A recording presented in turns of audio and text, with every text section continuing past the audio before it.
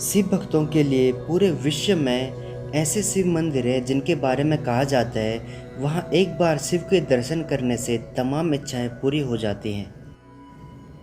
शायद इसलिए हर साल इन मंदिरों में करोड़ों लोगों की भीड़ दर्शन के लिए उमड़ती है।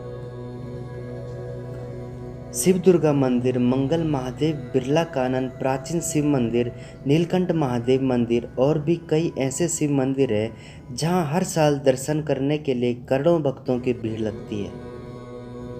लेकिन हम यहाँ बात कर रहे हैं एक ऐसे मंदिर के बारे में जहाँ शिव भगवान के बाहों की पूजा होती है। नमस्ते दोस्तों, स्वागत है आपका अपने चैनल क्रेजी फैक्ट विद दीपक में।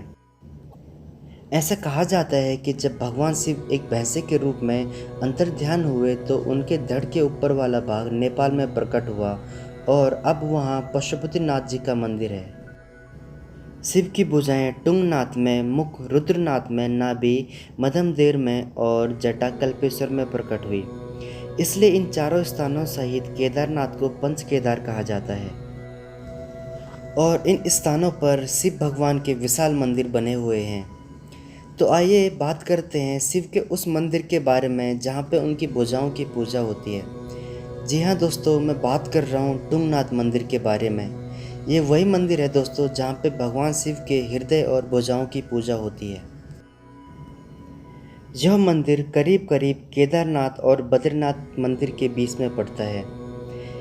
हिमालय के दामन में स्थित टुंगनाथ मंदिर भक्तों के लिए आकर्षण का केंद्र है।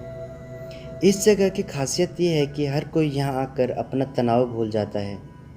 यहाँ के शांत माहौल का लोगों पर इतना प्रभाव पड़ता है कि उनका जीवन जीने का नज़रिया ही बदल जाता है। लेकिन एक बात तो पक्की है दोस्तों, अगर आप कभी टुंगनाथ मंदिर जाएंगे तो वहाँ की सुंदरता को कभी भूल नहीं पाएंगे। टुंगनाथ मंदिर अपने धार्मिक महत्व के साथ साथ अपनी प्राकृतिक सुंदरता के लिए भी प्रसिद्ध है। यहाँ पहुँचने के बाद प्रकृति के साथ एक अलग सा ही कनेक्शन होने लगता है। यहाँ की यात्रा कुछ दुर्गम जरूर लगती है, परंतु इसका अनुभव लोगों को रोमांचित कर देता है।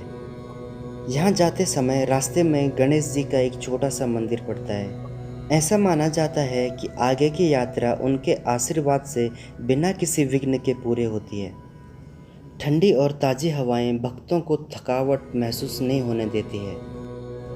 टुंगनाथ पहुंचते ही चारों ओर तरह तरह के रंग बिरंगे फूलों के दर्शन कर सारी थकावट दूर हो जाती है।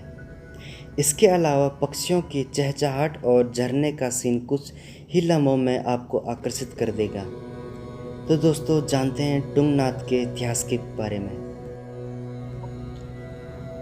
इस मंदिर के बारे में पौराणिक कथा ये है कि महाभारत के युद्ध में जब पांडव विजय हो गए थे तो उनके ऊपर भ्रात हत्या का पाप लगा हुआ था और वो इस पाप से मुक्त होना चाहते थे। इसके लिए उनको भगवान शिव से आशीर्वाद पाना जरूरी था, लेकिन भगवान शिव पांडवों से नाराज थे।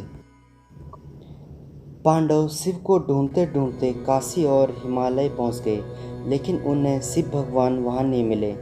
भगवान शिव केदारनाथ में जा बसे, लेकिन पांडव भी जिद्दी थे, वे भी पीछे करते करते केदारनाथ जा पहुँचे। शिव जी ने फिर एक भैंसे का रूप धारण कर लिया, लेकिन पांडवों ने उन्हें उस रूप में भी पहचान लिया। फिर सारे जानवर वहाँ से भागने लगे और शिव भगवान भूमि में समाने लगे। तभी भीम ने भैंसे बने शिव को जोर से पकड़ लिया। तब भगवान शिव प्रकट हुए और उनका दृढ़ संकल्प देखकर खुश हुए और उन्हें माफ़ कर दिया। कहते हैं जब भगवान शिव भैंसे के रूप में भूमि में समाने लगे थे तो उनके सर वाला हिस्सा नेपाल में स्थित पशुपतिनाथ में चला गया और भैंसे का पीठ वाला हिस्सा केदारनाथ में रह गया।